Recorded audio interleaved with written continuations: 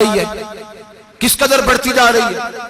وہ لوگ جو نکاح کر لیتے ہیں وہ بھی اپنی نگاہوں کو, میں اکثر کہتا ہوں, حضور نے فرمایا نکاح آدھا ایمان ہے.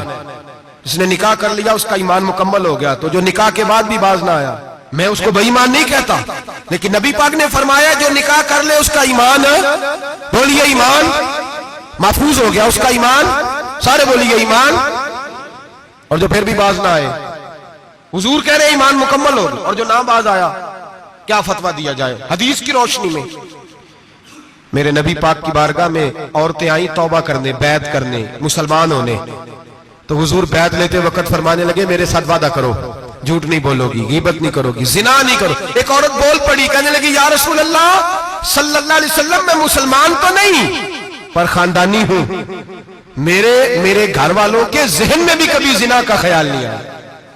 ہم تو اسے خاندانوں کے وقار کے خلاف سمجھتے ہیں. روز بری نظر سے کسی کو دیکھنا اور کسی کے بارے میں غلط باتیں, ناراض نہ ہونا. بہت سارے بوڑھے بھی لذت لے لے کے جرم بیان کرتے ہیں, گناہ بیان کرتے ہیں, غلط باتیں کرتے ہیں, کسی عورت کے بارے میں تبصرہ کرتے ہیں. کیا سمجھتے ہیں مرد اور عورت معاذ اللہ تعالیٰ ایک کمرے میں جا کے بدکاری کرے تو وہی زنا ہے؟ میری طرف دیکھیے اور جھانک کر کے سنیے کیا عرض کر رہا ہوں, ادھر دیکھیں میری طرف. نبی پاک صلی اللہ علیہ وسلم نے فرمایا زنا زبان کا بھی ہوتا ہے, زنا کان کا بھی ہوتا ہے, زنا آنکھ کا بھی ہوتا ہے. حضور کس طرح؟ فرمایا جس نے گند دیکھا اس نے آنکھ کا زنا کیا, جس نے لذت لے کے سنا چپ نہیں کرایا, پوری بات سنی, وہ بھی زانی ہے. اور جس نے گندی بات بولی وہ منہ کا زانی ہے, جس نے گند سوچا وہ دماغ کا زانی ہے. اور زانی کو سب سے پہلی سزا اللہ یہ دیتا ہے کہ سجدے کی لذت چھین لیتا ہے, عبادت کا سرور چھین لیتا ہے, اس کا نماز میں دل نہیں لگتا. قرآن میں سب سے پہلی سزا اسے اللہ اپنے دروازے سے دور کر دیتا ہے. بھائیو آج ہمارے سجدے بے کیف ہیں, آج لوگ غلط جگہ پہ گھنٹوں بیٹھے رہتے ہیں. مسجدوں میں لوگوں کے دلوں کو گھبراہٹ ہوتی ہے, لوگ بھاگتے ہیں. میرے نبی پاک نے فرمایا تو نظر کو پاک کر لے, اللہ تیری عبادت میں لذت پیدا فرما دے گا. میرے بھائی یاد رکھ لیں اور سن لیں, سب سے کمزور آدمی وہ ہے جس کا ذہن پاک نہیں. سب سے کمزور آدمی وہ ہے جو کردار کا غلط ہے. ایک بات میں نے پڑھی, آپ یقین کریں میرا دل کرے کہ میں آگ لگا دوں اس عنوان کو جس پہ گندگی لکھی جاتی ہے, ان اخباروں کو, ان چیزوں کو جس پہ گند لوگوں کے دلوں میں. وہ انڈیا کی ایک وزیر اعظم عورت گزری تو کسی نے اس سے کہا کہ پاکستان نے تو تمہیں شکست دی ہے, تم جیت نہیں سکے, بڑا ملک ہو کے. کہنے لگی کوئی بات نہیں, تھوڑا وقت ٹھہر جاؤ, ہم ان پر تہذیبی یلغار کریں گے, ان کے گھروں میں ننگا ناچ کریں گے, یہ گندی تصویریں دیکھیں گے, یہ گند میں الجھ جائیں گے. اور جو قوم گند میں الجھ جایا کرتی ہے وہ پھر کسی سے لڑنے کی طاقت نہیں رکھتی, اس کے اندر ڈٹ جانے کی ہمت نہیں ہوتی, اس کی غیرت کے جنازے نکل جاتے. دل کرتا ہے جل جائے وہ جل جائے جہاں سے برائی پھیلتی, تباہ ہو جائے وہ علاقے جہاں سے گند ہوتا ہے. لوگ گند کی کمائی کھاتے ہیں, گند کی.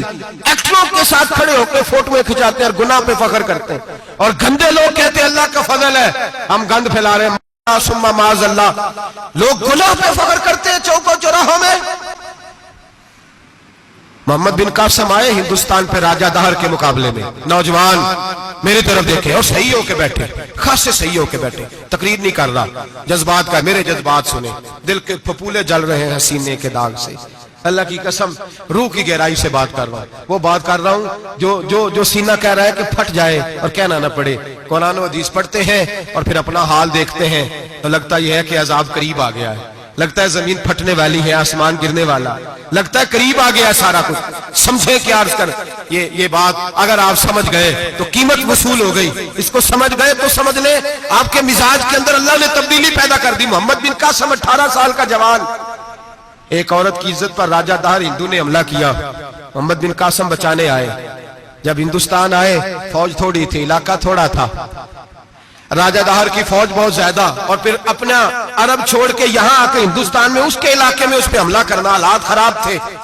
محمد بن قاسم پریشان ہے. ایک بزرگ نے دیکھا, کہنے لگے پریشان کی ہو؟ کہنے لگا سوچتا ہوں علاقہ بھی اس کا, فوج بھی اس کی, میرے فوجیوں کو تو رستوں کا بھی نہیں پتا, کیسے جنگ کریں گے, کدھر سے آئیں گے, اور پھر ہمیں زبان بھی نہیں آتی, کیسے کام ہوگا, ڈر رہا ہوں. 2-4 دن گزرے تو محمد بن قاسم اشاش بشاش ہو گئے. وہ بزرگ کہنے لگے خیر ہے, बड़े मुतमईन हो गए हो, कहने लगे बस राजा दार हमसे मुकाबला नहीं कर सकता, राजा दार हमारे मुकाबले में खड़ा नहीं हो सकता। वो गिरा के गिरा, वो लड़खड़ाया के लड़खड़ाया, रेजा रेजा हो जाएगा। आपको कैसे खुशखबरी मिल गई?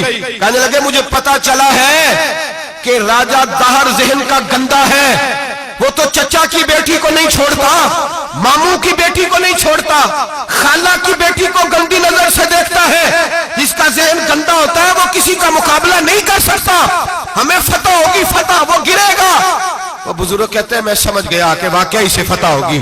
आज कश्मीर क्यों आजाद नहीं हो रहा, फलस्तीन में आग क्यों लगी हुई है? मुसलमान जब तक जहन का गंदा है, कमजोर है, जब तक जहन का नापाक है, कमजोर है। हजरत साद बिन अबी वकास रदी अल्लाह ताला अन्हु फरमाया करते थे, अल्लाह मुसलमान की मदद उतनी देर तक करता रहता है जितनी देर तक मुसलमान का जहन साफ रहता है, किरदार पाक रहता है। आग इसलिए मुआशरे में लगी है। नौजवानों, तुम कहते हो कामयाबियां नहीं मिलती, उसे कैसे कामयाबी मिल सकती है जिसका जहन ही साफ नहीं?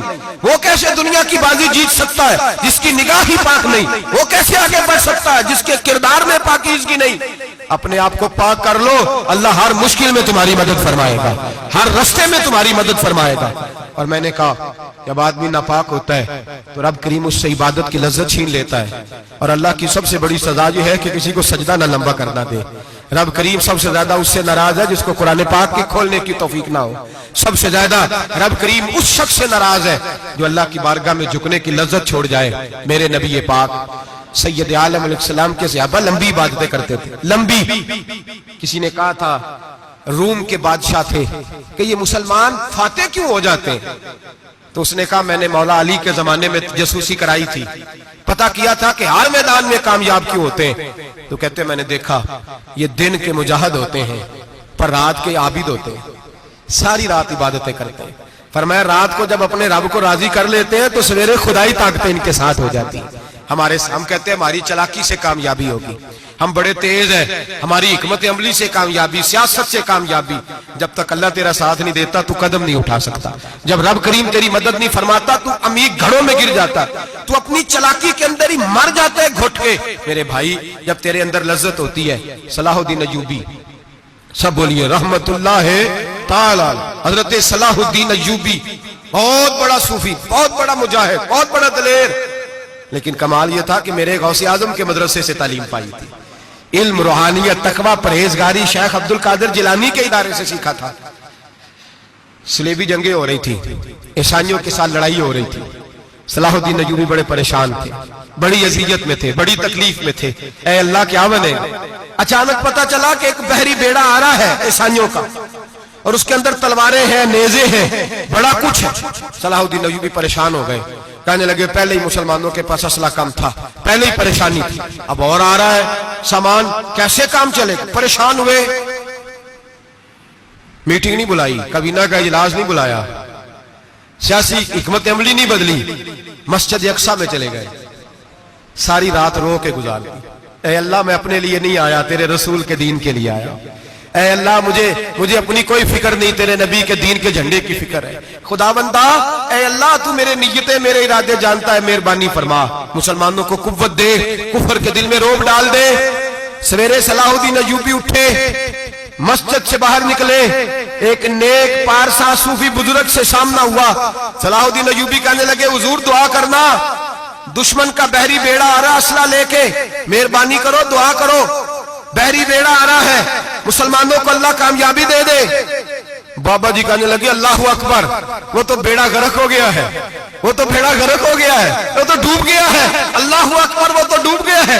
अल्लाह अकबर, वो तो तबाह हो गया। अल्लाह अकबर, वो तो नेस्तो नाबूद हो गया। अल्लाह अकबर, वो तो खत्म हो गया। सलाहुद्दीन अय्यूबी कहने लगे बाबा कुछ मुझे भी बता दे, कहां डूब गया है, कहां गर्क हो गया है, कहां तबाह हो गया है। तो बाबे ने पलट के देखा, आने लगा दादा बोला ना बन, सारी रात मस्जिद में आंसू बहाता रहा है, सारी रात तू रोता रहा है, सारी रात तू रब को मनाता रहा है। वो दुश्मन का बहरी बेड़ा तेरे आंसुओं में गर्क हो गया है, वो तेरे आंसुओं में डूब गया है, रब करीम ने तबाह कर दिया है। फरमाया तू नेक है, तेरी सोच साफ है, तो अल्लाह ने तेरी मदद करने का फैसला फरमाया है। तेरे आंसुओं में डूब गया। ओ भाई हमें दुआ की लज्जत नहीं रही, कसम अल्लाह की, دعا کی لذت نہیں رہی، ہم سجدوں میں روتے نہیں، ہمارا وہ کیف بک چھین کے لے گیا ہے، مائیں بیٹیوں کے لیے